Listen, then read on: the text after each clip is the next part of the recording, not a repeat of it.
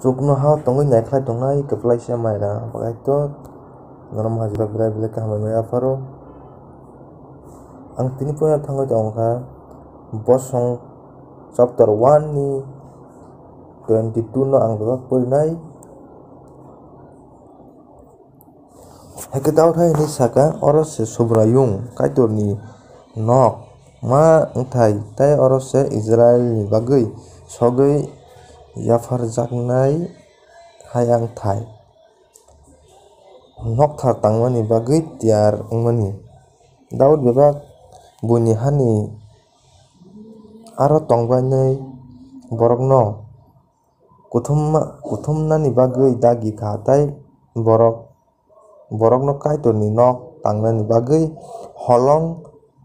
tannani samung tangrwbai kha Daud sorok khilrok duglamo nangmani bagui kwbang khe thumkha tai rwtabailia khe pitol rok tubukha tai bai sidomni borok kwbangma sidar bufang rok Daud ni thani tubukha Daud hai hinui uansukha ani sajla Solomon belai chwraikhu mungsa no sia subrayung ni bagui nok thar tangna tongmani abo belai kaham swngsajak tei swngcharni mung gwnang ma wngthai aboni bagui ang tiyar khlaiui ma kwlang thai heke Daud bo thwiasakno kwbangma manui rok thumui klangkha heke bo bini sajla Solomon no ringui subrayung Israel ni kaitor ni bagui khungsa nok thar tangnani bagui dagi kha Daud bono saka subrayung ani kaitor ni mungno borom khlaiui nok thar tangna hinui jongoi tongo phiya subrayung ano hai hinui saka nwng kwbangma borok butharkha tei kwbangma soba nanglai kha nwng ani mung bai khungsa phano nok thar tangui mangla tamoni hwnba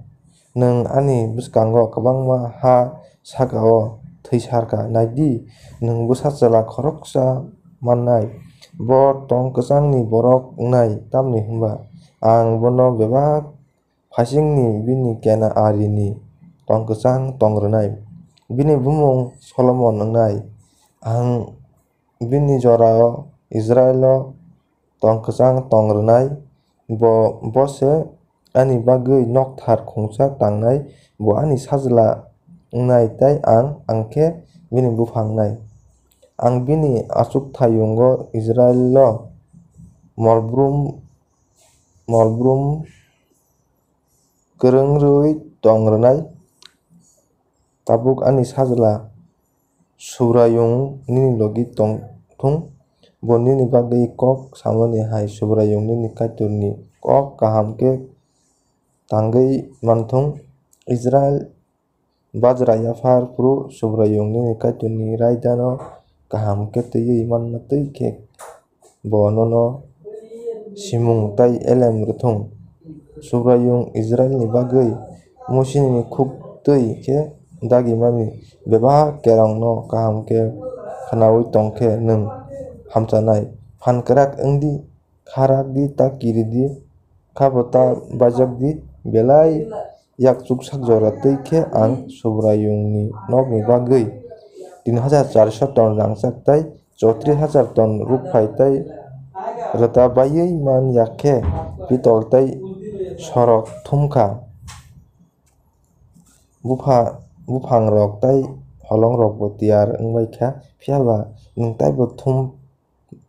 thumphai di nini kwbangma samung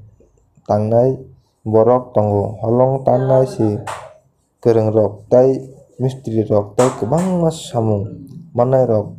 rangchak bufai pitol tei sor ni samung khlaiui mano bachaoui samung chengdi tei subrayung ni logi o tongthung Daud bebak Israel ni twijphang rokno bini bwchwla Solomon no chobannani bagui hai hinui dagiui saka subrayung nini kaitor nini logi o tongui bebak bwkhani nono tong kwchang tongrwkha tamoni hwnba bo o hao tongnai rokno ani yago yafarkha tabuk borok norokni tai sobrayung yagose tabuk sobrayung nini kaitor no nini bwkha bai khuk bai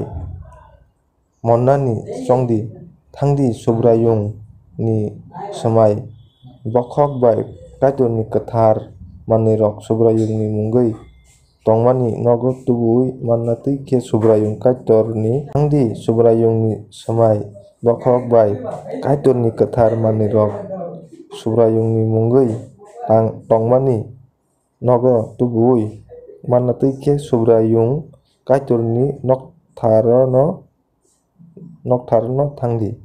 elma kwthar pora bising tei kaitor chwngjak no palkjak hamya khai tongo amen.